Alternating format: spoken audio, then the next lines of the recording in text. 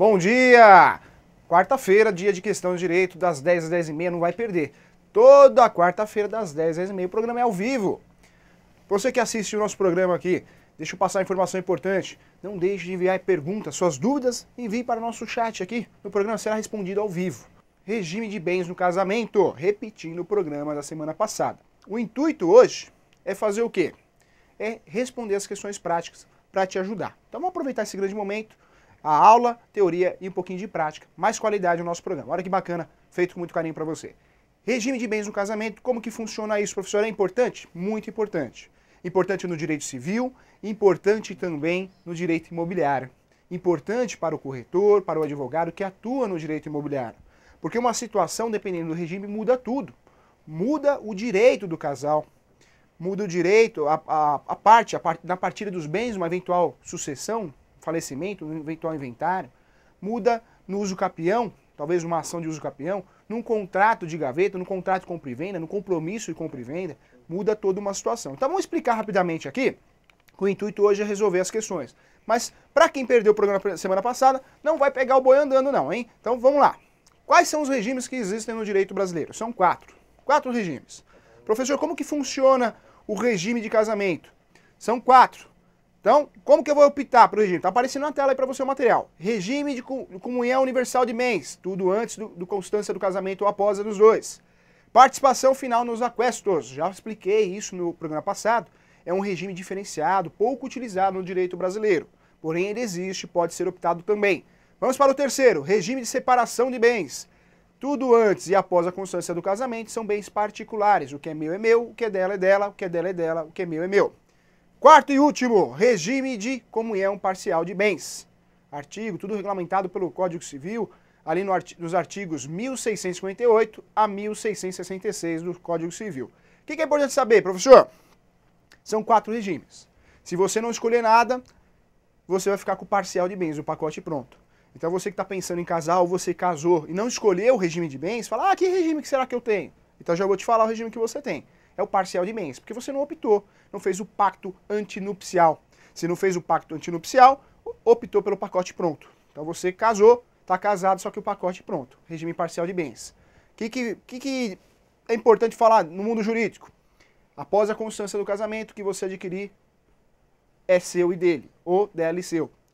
Após a constância do casamento, o que foi adquirido antes, cada um é seu, é um bem particular. Então é importante você saber isso. Então, mais tranquilo. Participação final nos aquestos. É um verdadeiro contrato. Né? Quando a gente fala em participação final nos aquestos, é um verdadeiro contrato. Por quê? Antes do casamento, cada um tem seus bens de forma separada. Né? Tem os seus bens particulares. Após a constância do casamento, tem bens que comunicam, tem bens que não comunicam. Vai depender também. É um verdadeiro contrato pouco utilizado no direito. União universal de bens. Tudo antes da constância do casamento ou após a constância do casamento é dos dois. Antigamente, antes de 73, Lei de Registro Público 6.015 de 73, o sujeito que não optasse pela forma, pelo formato de casamento, ele ficava com esse pacote pronto, que era a União Universal. Então quem casou antes de 73, qual que é meu regime, professor? O seu regime, vou te falar, é a União Universal de Bens. Antes da constância do casamento dos dois, após a dos dois. Regra importante você guardar. Doação não comunica, herança não comunica. Salvo exceção, o regime União Universal de Bens, porque aí não tem jeito, né? Tudo se mistura. Mas nos outros regimes de casamento, a regra é essa. Tanto a doação como a herança não comunica. Então, se ele ganhou uma herança ou ela ganhou uma herança, não vai comunicar, não tem direito o parceiro, tá bom? Vamos para a resolução de questões então, hein? Deu para entender? Só uma revisão rápida aqui para você entender. Vamos lá. Resolução de questões. Deixa eu responder a primeira questão aqui. E o interessante do nosso programa é que a dúvida do colega pode ser a sua. Normalmente é a sua dúvida. Então, preste atenção. Vem comigo aqui. Vamos lá, preste atenção. Casos práticos, hein? O Marcos. O que o Marcos pergunta aqui para nós? Ó, professor, agradeço, Marcos, tá? Pelo parabéns do programa. É feito com muito carinho para você, tá bom? Quem não está acompanhando ao vivo, assiste lá no YouTube, digita lá professor Júlio César Sanches, advogado Júlio César Sanches, você vai achar no YouTube, ou no Google, digita lá no Google. Está à disposição na TV Cresce também para você assistir o reprise do programa. Já temos vários programas gravados, uma verdadeira aula, um verdadeiro curso de direito para você. Não vai perder, assiste um por um, meia horinha. Não precisa assistir todos no mesmo dia, tá? Vai assistir que vai te ajudar, tenho certeza disso. Você vai lembrar do professor aqui. na situação que você precisar. Então te agradeço aqui, Marcos. Boa sorte nos seus negócios aqui, tá? Então, Marcos, o que o Marcos pergunta? Tive uma venda onde o advogado do comprador exigiu que os cônjuges assinassem a venda e a escritura dos vendedores, com separação total de bens. Essa exigência foi pertinente, professor? Vamos lá, Marcos. Ó, sua dúvida pode ser dos colegas, então preste atenção. Qual que é a pergunta do Marcos? O Marcos perguntou, o advogado exigiu numa transação imobiliária que o casal, mesmo em separação total de bens, o que significa separação total de bens?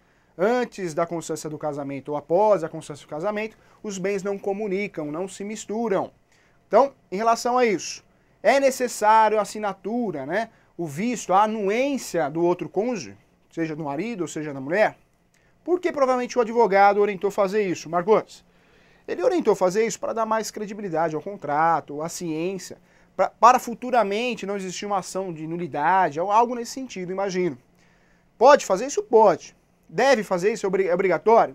Nessa situação não, porque se separação total de bens, eu não preciso da anuência da minha esposa ou da minha esposa não precisa da minha anuência. Meus bens não comunicam com os bens dela, são bens particulares. Ela tem os bens dela e eu tenho os meus. Antes da constância do casamento e após a constância do casamento. Olha que interessante. Então a gente nunca vai misturar os bens. Nunca, jamais. Separação total de bens. Tem que existir essa separação, tem que estar lá na certidão de casamento. O regime de casamento sempre vai aparecer. É a regra da lei 6.015, hein? Tem que aparecer o regime de casamento. Outra coisa, tem dúvida, vai no cartório. O cartório tem a obrigação de explicar qual que é o regime de casamento, o que isso te ajuda ou te atrapalha no mundo jurídico. Posso mudar de regime de casamento? Pode, através de uma ação judicial. Você pode mudar de regime de casamento, sim, tá bom? Pode mudar. Então não é ad eterno, a vida toda, não. Você pode mudar. Se se arrepender por algum motivo ou quiser mudar por algum motivo, pode. Nessa situação, era obrigatória a assinatura? Não é obrigatório, mas por questões provavelmente legais, por entender que a assinatura ajuda a inibir uma futura ação nulatória para cancelar esse negócio, né, essa venda.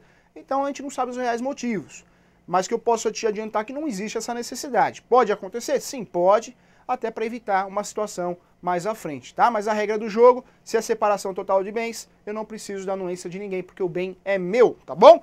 Vamos para a próxima pergunta aqui. Alexandre, boa sorte no negócio também. O Alexandre, Sorocaba, um abraço para Sorocaba, hein? Pessoal, qual que é a pergunta do Alexandre? A dúvida do Alexandre pode ser a sua. Vamos dividir conhecimento aqui. No regime parcial de bens, o que eu tenho já é meu. No regime parcial de bens, isso mesmo. O que é o regime parcial de bens? A gente já conversou sobre isso. Antes da constância do regime de bens parcial de bens, o que eu tenho é meu, o que ela tem é dela.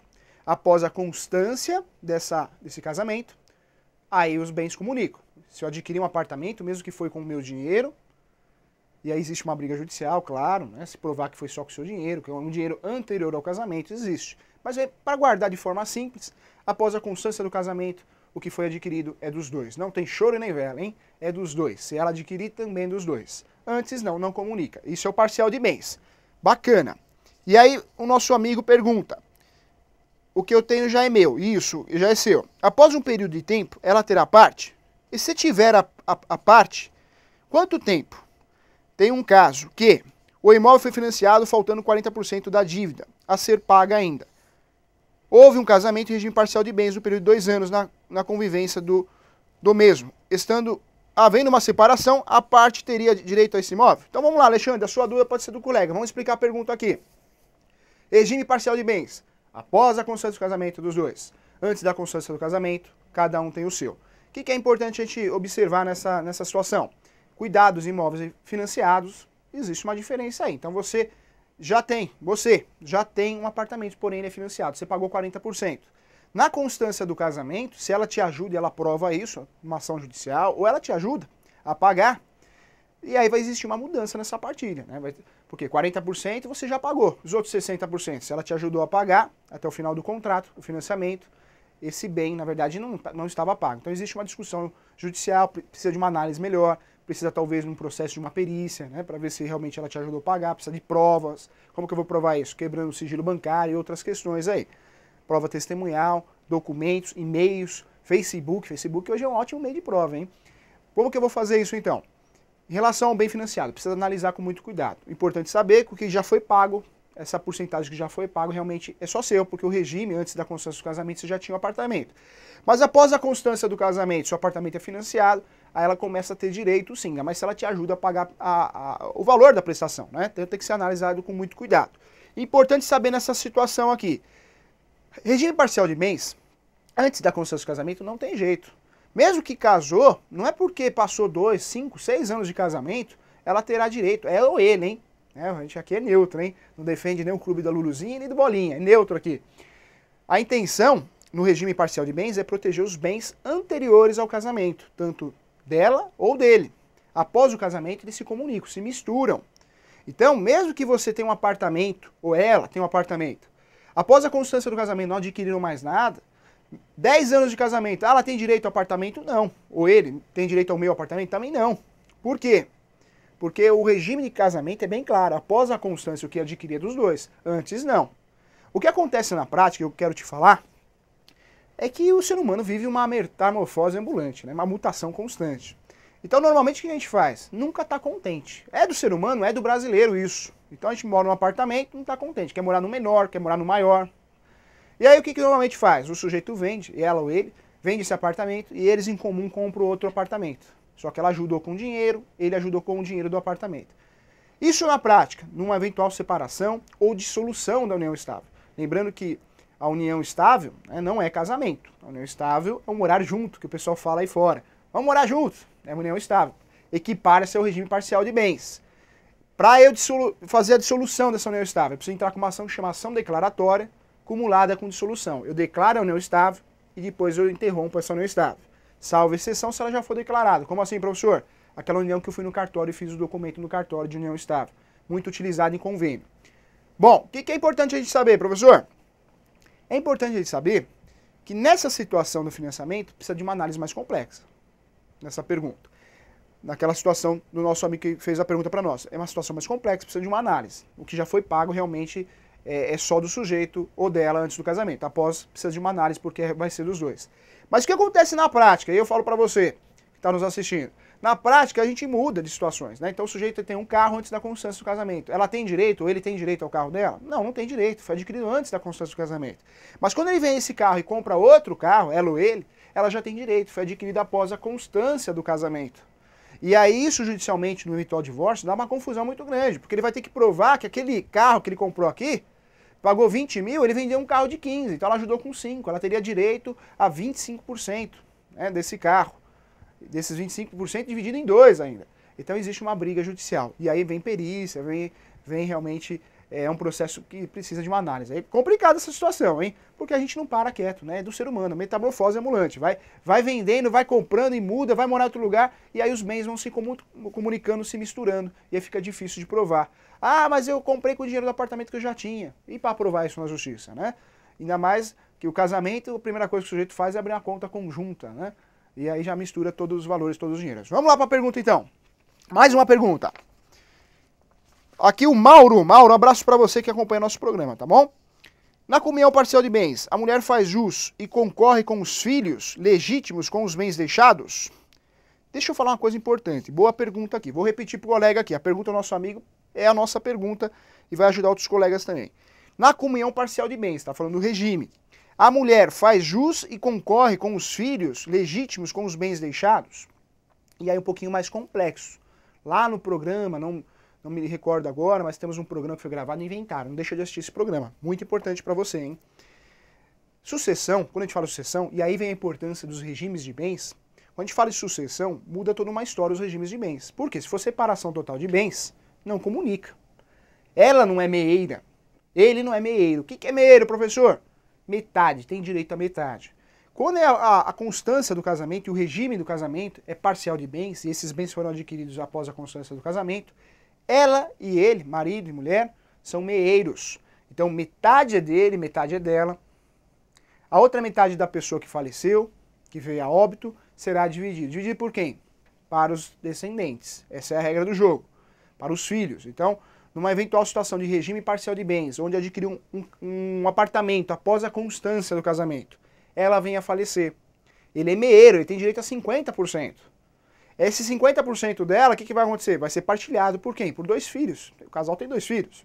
25 para cada casal, para cada filho. 25 para cada filho. Ele já vai ficar com 50% porque ele é meieiro. Aí se foi adquirido, professor, antes da constância do casamento nesse regime parcial de bens, então ele não tem direito. É só dela, é um bem particular ou só dele. E aí como que funciona? Os filhos, os descendentes têm direito. Ele não é meieiro, os filhos são. Não meeiros, mas são herdeiros, então tem direito à partilha. Então esse bem, essa totalidade de 100%, não vai ficar para ele, mas sim para os filhos. Mas essa situação é muito complexa, sucessão é muito complexo, né? E se não tem filho? A regra é subir, vai para os ascendentes, os pais dela. Se é separação total de bens, ele não tem direito a nada. Não tem direito a nada. E se é regime união parcial de bens, se foi adquirido antes da constância do casamento, ele também não tem direito a nada, vai subir. Ah, mas não tem filhos, então vai ficar para mim. Não vai subir para os ascendentes. Se ela não tem ninguém, não tem ascendentes, não tem descendentes, aí ele tem direito. Então, essa questão de sucessão, ela é bem complexa, né? Tem que analisar cada caso. Nessa situação aqui, o que é importante? Vai ter que analisar muito bem o regime de bens, porque o regime de bens vai mudar toda a história. Regime de união universal de bens, é dos dois. Ele é meieiro, ela é meieira. Parcial de bens, foi adquirido quando? A pergunta que a gente vai fazer. União de separação, regime de casamento e separação total de bens. Ele não vai ter direito nunca. Olha como muda, olha como o regime é importante, hein? E o brasileiro não dá muito valor ao regime. Ele vai em casa, não vê nem o regime, não escolhe o regime, não fica nem sabendo, não quer nem saber. Assina lá na hora do casamento lá e não sabe nem o regime. Isso é importante, a gente fala de regime de bens. Por quê? Muitas vezes o sujeito, ela casa com um sujeito que está totalmente endividado. O amor é lindo, né? O cara está todo endividado, mas querem casar. Vão casar. O que é interessante, dica jurídica, é casar pelo regime de separação total de bens. Por quê? Porque depois ela, que sempre pagou suas contas, não está endividada, ele é empresário, está endividado, está com a empresa quebrando, precisa pagar muitos devedores, né? Credores, precisa pagar, está cheio de dívida. Justiça do Trabalho, Justiça Civil. A melhor opção é casar em separação total de bens. Porque após a constância do casamento, o CPF vai comunicar lá, ela pode ter problema, pode ter uma conta bloqueada. Do dia para a noite, penhora online, a gente conversou sobre isso nos programas anteriores. Então é importante analisar o contexto do casal para fazer preventivamente, além da sucessão, para regularizar essa situação. Eu entendo que o casal, antes de casar, tem que fazer essa pesquisa jurídica, bater esse papo aí com um advogado da sua confiança, porque muda toda uma situação, hein? Senão você entra realmente numa briga judicial sem saber por quê, tá? Tem que ter essa conversa aí. Vamos lá, mais uma pergunta aqui. Vamos para agora do chat aqui. Fernando de Valinhos, olha como o pessoal nos acompanha de longe, hein? Um abraço aí para Valinhos. Pessoal, vamos divulgar o nosso programa, hein? Vamos divulgar, mande temas aqui para nós, sugestões de temas, tá? As perguntas não serão mais respondidas por e-mails, né? Então, o que você faz? Manda as perguntas para a direção, serão respondidas no programa posterior, tá? Não será respondido mais diretamente. Por quê? Porque a sua dúvida é a dúvida do colega, então a gente vai aproveitar isso no programa. Dependendo da audiência do programa, a gente repete o tema no programa posterior para resolver questões práticas. Aí é o mesmo tema, mas resoluções de questões práticas, tá bom? Para melhor te atender. Fernando, voltando aqui. Tem um cliente que possui usufruto, mas passou aos filhos a posse do imóvel. A cliente e os filhos entraram num acordo sobre a venda do imóvel, objeto desse usufruto. Porém, a esposa de um dos filhos não concorda com a venda e se nega a assinar.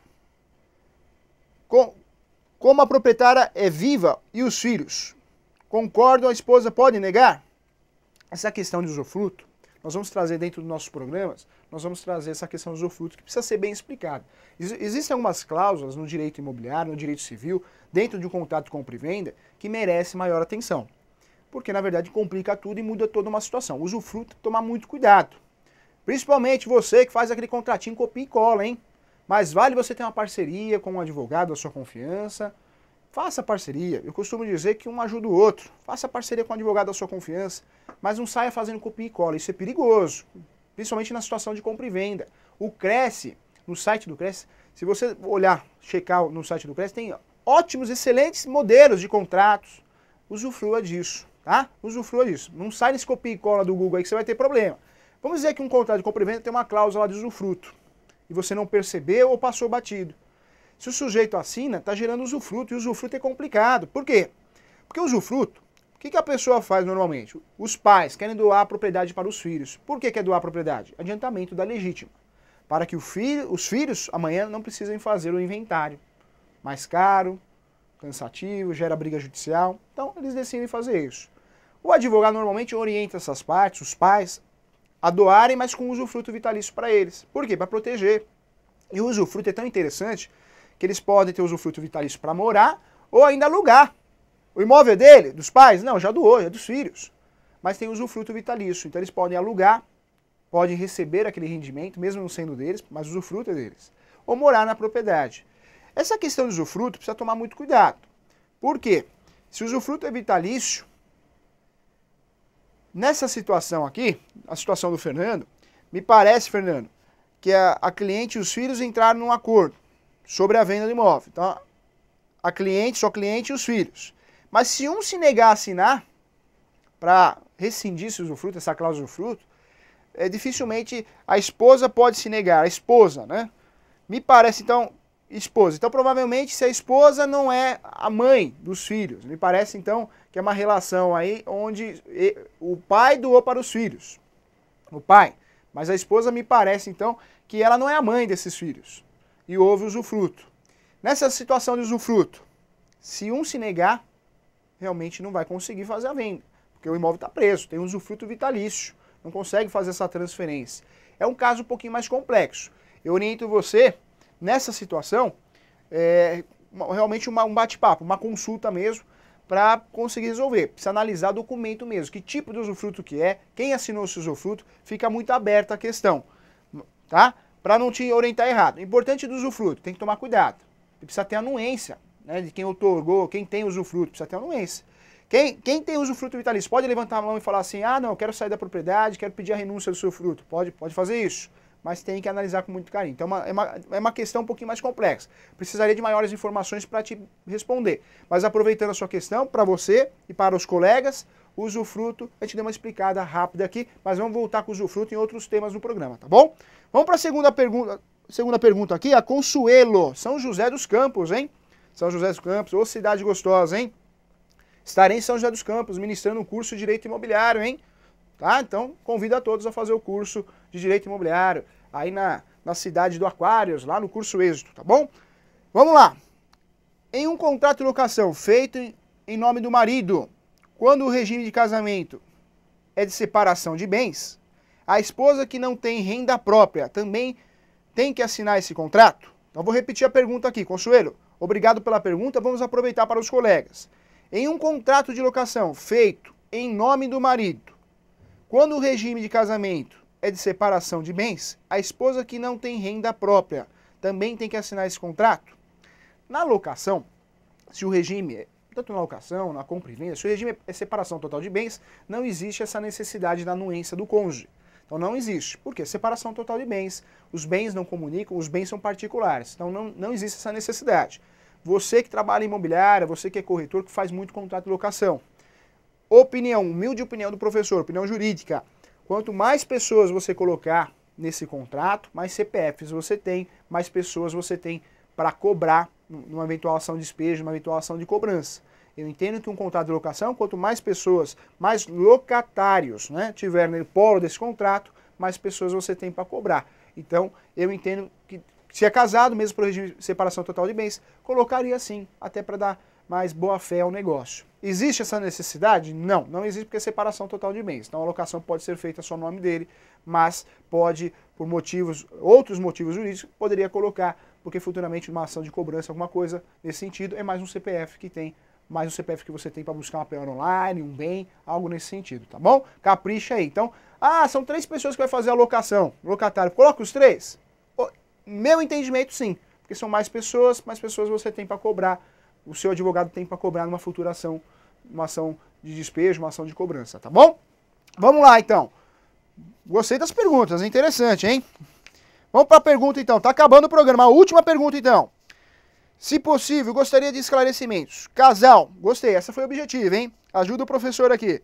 Casal se casou recentemente no regime de parcial de bens. Um dos cônjuges possui um imóvel adquirido antes da constância do casamento e vendeu também antes do casamento. No caso de aquisição de um novo imóvel, como deve ser considerado o percentual de propriedade? É o que eu te falei lá no nosso programa aqui, a gente estava conversando sobre isso. Infelizmente, né, no Brasil, principalmente, no mundo jurídico brasileiro, o que acontece? O casal, mesmo que ele ou ela tenha um bem e vende esse bem, esse dinheiro é só dela, não comunica, não é dele. E se fosse o contrário também não. Mas o que acontece? Numa compra de um bem, ele passa a ter direito.